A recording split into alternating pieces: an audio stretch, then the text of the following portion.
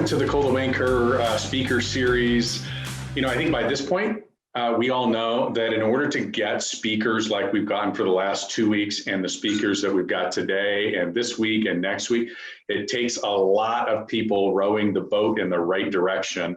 And frankly, there are a lot, whether we're talking about mastermind groups or chairman circle groups. Frankly, there's probably too many for me to actually thank here, but there have been a few that have really done some exceptional work, and I want to make sure I give a special shout out to them before we introduce today's speakers. Notably, obviously, my team, the Coldwell Banker Distinctive Properties and Canyonside Properties in Idaho, Montana, and Colorado. Peter Mendiola, of course, of Coldwell Banker West in San Diego. Chuck Whitehead from CB Associated Brokers, also in Southern California. Mike Carter with Coldwell Banker Legacy in New Mexico and Texas. Sean Blankenship from Coldwell Banker Collins Murray in Tennessee. Mike Pradell with Coldwell Banker, the real estate group, and they're everywhere, Indiana, Wisconsin, you name it. And then, of course, Rick Gregory of CB Advantage. Thank you, gentlemen, very, very much. Your support and your hard work has been amazing and frankly has made all this stuff possible. Couple of business items here. We have two different options here. Number one, you're going to be on Zoom. Some of you are watching this on Facebook Live.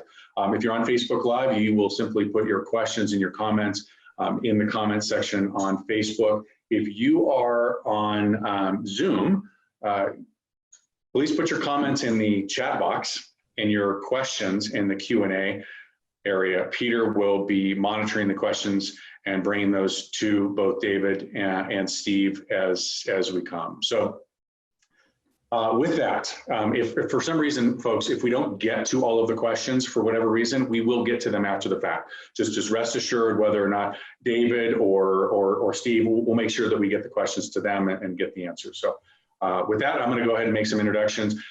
Frankly, I don't really think I need to give any introductions. This is Keeping Current Matters. If you don't know who these guys are, either you're not in the real estate business or you've been living under a rock. But I am going to simply give the obligatory, David's been in the real estate industry for 20 years, plus he's the vice president of content curation. He's served in a bunch of different capacities within the real estate industry. We obviously know Steve. Steve has served in a bunch of different capacities as well for more than 25 years.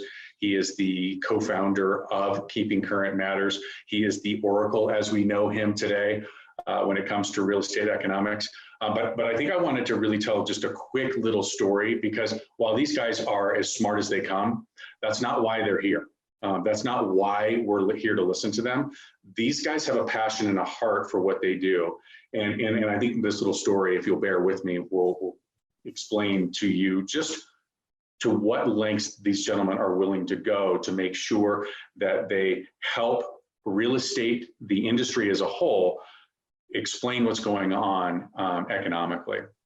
A couple of years ago, each year we, like many of the companies represented here, do a leadership summit. I had made a phone call and asked, hey, Steve, would you mind, just, call in or maybe a video in, and between David and Steve, I got a phone call back saying, hey, listen, we would love to present at your leadership summit, but we're gonna go 10 hours out of our way so that we can meet face-to-face with your people because it's that important to their mission. That's the kind of heart that we're talking about. So with that, please welcome Steve Harney, David Childers, Keeping Current Matters. Thanks, guys. Thank you very, very much, Todd, and thank you everyone that's on the call. Peter, thanks a lot for getting us online. I appreciate that. A lot of us get a little nervous there, so I appreciate everyone's patience on that part of it. And David, I'm glad that we had plan B just in case everything wasn't going to work out. We'd make it an audio. So I love the fact that everyone jumped in here. Ladies and gentlemen, I want to start this off by saying I don't want you thinking I'm being dismissive about the health crisis we have in the country right now. I want everyone to know, if you haven't been able to tell from my accent, that I grew up in New York City. I still have friends and family there. One of my good friends' mom died of the coronavirus about 2 weeks ago. And one of the KCM crew, their mother is currently up in New York fighting the disease. So we're very, very personally involved with a lot of people that are feeling the pain of that pandemic. So I don't want you thinking we're dismissing that. However, I also know that in all probability, there is no one on this call that's going to come up with the vaccine or even the treatment. So what I want to really concentrate on is controlling the things that are within our control, because there are really two different crises in the country right now. One being the health crisis, the other one being an economic crisis. Because the country shut down in order to help along with the health crisis, the economy is really rocking right now, rattling right now. And it's our responsibility, our professional responsibility as realtors to help bring that economy back. And I will say more than that, I believe it's our moral obligation to do that. The last thing any of these families need after coming through something that was devastating to them is to have a second challenge in their life from a financial standpoint.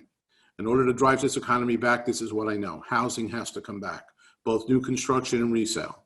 And I know the people on this call are the best team of agents across the country to enable us to do that. So what we're going to do today is we're going to do two things. We're going to tell you the truth, exactly what's happening as we see it, and as the studies and the research we've done have taught us, and we're going to trust your intelligence. And I think that you should do the same with your clients. You want to make sure you're telling them the truth and trust their intelligence. And when you see this, I think you're going to see that the truth isn't as bad as what the newspapers are saying. The truth isn't as bad as what the headlines are saying. But let's get started, David. Right now, what we want to do today is answer 5 questions that I think that you're faced with every single day. So David's going to bring up the presentation. All right, the biggest questions in the real estate market right now, okay, today. Question number 1 of those 5 questions, pretty simply, is when is the economy going to come back? When is it going to recover? Question number 2, are we going into a recession? Are we already in one? Question number 3, is this going to be 2008 all over again? And question number 4, what about all those job losses? We're going to cover all 4 of these questions. These are questions your consumers are asking you right now, and we want to be on top of those questions. All right, and we want you to be able to be on top of those questions too, to feel comfortable when your consumer does ask that, whether it be a buyer or a seller, that you have the answers, because they're looking to you for the answers. Understand, when we're talking about financing, ladies and gentlemen, and this is crucially important, we are financial advisors to them. To the vast majority of the clients we serve, their house is the largest financial investment they've made. It's the largest financial asset they have. So we have to be on top of that and be able to help them through this process. And the last question is a question directly each one of us has to answer. What do you or what do I need to do, as we move forward? Okay? First off, let me tell you that Google just put out to all their marketing companies, the data tells us people are looking for 2 things right now, help and comfort. If you're able to help them to navigate the current situation, tell them about that. And I will implore everyone on this call, whatever you could do within your market. And I know there are some markets that you're relatively free. Some markets you have one hand tied behind your back. There are some markets that you have both hands tied behind your back. But whatever you can do to help those people in the process of either listing or selling a house, we have to step up to do that. Think like a caring human being with the resources to help millions. Make believe that's who you are. Then act accordingly in the mutual interest of business and society. I'm not suggesting that we break any protocol. I'm not suggesting we do anything that's unsafe. What I'm suggesting is within the protocol, within the safety guidelines, that we do everything we can. My fear is that there are some agents that are a little bit nervous about doing something right now. A bigger fear is we have some agents so nervous they're hiding under their bed right now. So I applaud every single person that's on this call, because you've taken one of the first steps to say, no, I'm going to do something about this. I'm not going to be a victim to this situation. I'm going to be one of the heroes to help everyone else out. And again, I applaud you for that. Now, when we're talking about the economy, when is the economy going to recover? I can let you know that I looked it up. There are 18,650 economists in this country. And every one of them has an opinion. As a matter of fact, there's about 19,000 opinions, because I've actually watched interviews where an economist has changed their opinion during the interview. All right, but there's all sorts of terms being thrown about. Basically, there's a V, a U, and a Y. V means we're going to go down hard and come right back. U means we're going to go down, stay down a little bit, and then come back. W means we're going to go down, bounce a little bit, and come back. They've come up with new things, a check mark. No one really knows what that means, but people are talking about it. A tick recovery, a Nike swoosh recovery. I'm not sure if Nike came up with that just to get into the mix. I'm not really sure. But there's all different things being said right now. And that's because economists are having a tough time. And let's not beat them up about that. Understand, and David, go to the next slide. Usually what an economist does is they look at the business science. How has the economy rebounded from similar slowdowns in the past? What about all the pandemics? Well, what happened in 1918? All those things they would look at. But right now, they actually have to layer on top of that the health science, not just the business science. Well, when will the COVID-19 be under control? When will there be another flare-up of the virus this fall? So instead of just dealing with the business science they're used to dealing with, they now have to do the business science and the health science. And then on top of that, they have to layer in the social science. After businesses are fully operational, how long will it take American consumers to return to normal consumption patterns? Example, going to the movies, attending a sporting event, or even flying. So what an economist has to do right now, and the reason they're all over the map about what kind of recovery is going to be, is they have to layer each one of these things one on top of the other, and that makes it extremely difficult. Well, and Steve, can I interrupt for just one Sure. second? So for those of you on this call, whether you're on Facebook or whether you're on the Zoom, in the chat box, put what you think it's going to be. Like, do you think it's a V? Do you think it's a W? Do you think it's the night? I love it. Just do it. That's too good. Okay, now the one that I don't want anyone to put it in a box because this is definitely not going to happen. The only one we really have to worry about is an L recovery. An L recovery means it goes down and it just stays there for years and years. That's not going to happen. There's no economist calling for an L recovery right now because that's what happened in 2007, 2008. It went down and it stayed down for a long period of time. From 2008 almost all the way up to 2013, we struggled through that. As a matter of fact, unemployment, which David will talk to in a second, actually struggled 9 years out from that. All right, that's not what we're talking about now. What I will tell you, the research has shown, so the people who like the science of everything, this is what the research has shown. Zillow did a research study and found that during epidemics such as the 1918 influenza or the 2003 SARS outbreaks, and for the people who don't know, in 1918, 650,000 Americans died. So like it was even worse than this. But studying those, economic activity fell sharply during the epidemic, as it has today, but snapped back quickly once the epidemic was over. John Burns Consulting, their research team, did the exact same study on, using their data, and historical analysis showed that pandemics are usually V-shaped. Sharp recessions are recovered quickly enough to provide little damage to home prices. And ladies and gentlemen, I can tell you the projections going forward don't talk about any depreciation in home prices.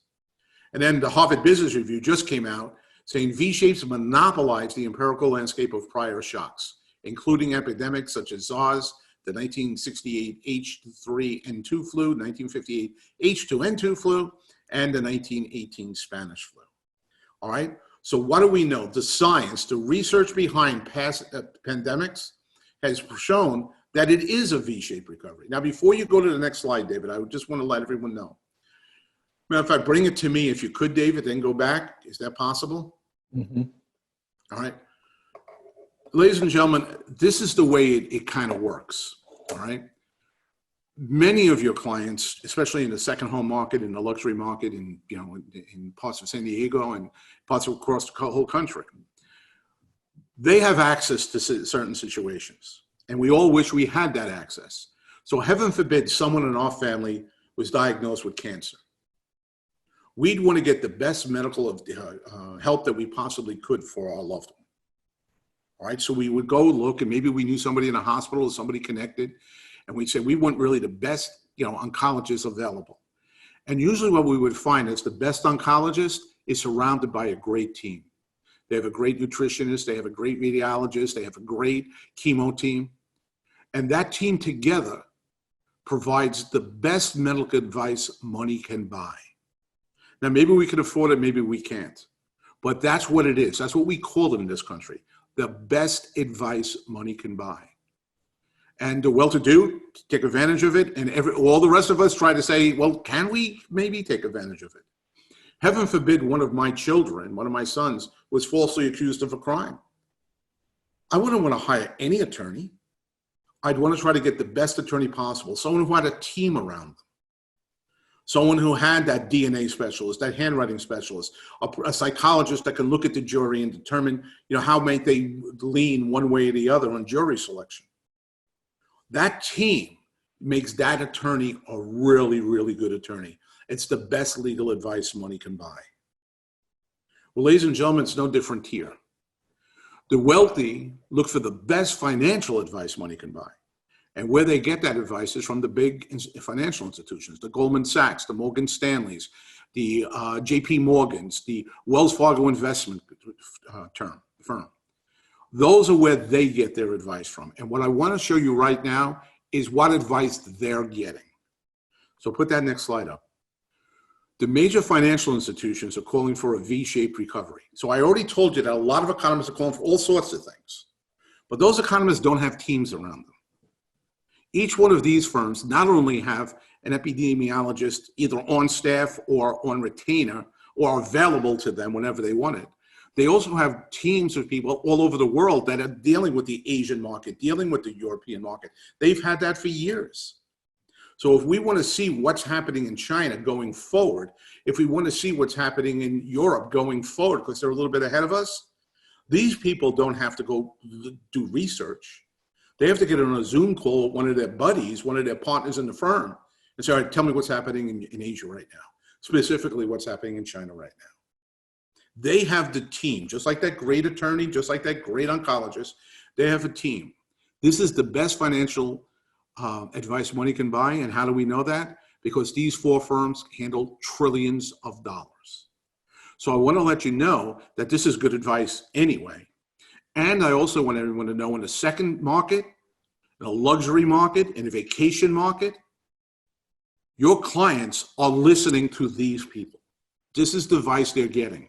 That's what we're seeing. And no matter where we do a report, we're seeing in the upper end market, that 3 million and above, all of a sudden there's a lot of movement there because the people are hearing that, hey, listen, this is an opportunity right now. Now, there's many reasons for that. People want to get away from the density populations into a different place. There's all sorts of situations that history will prove caused that to happen. But one of the major things is this right here. The advice they're getting is that it looks like it's going to be good. Now, at the same time, as these four firms are saying, hey, listen, it's going to be a V-shape, it's going to come back pretty quick. All right. At the same time, we're hearing the word recession repeated over and over again. And what does that mean to us?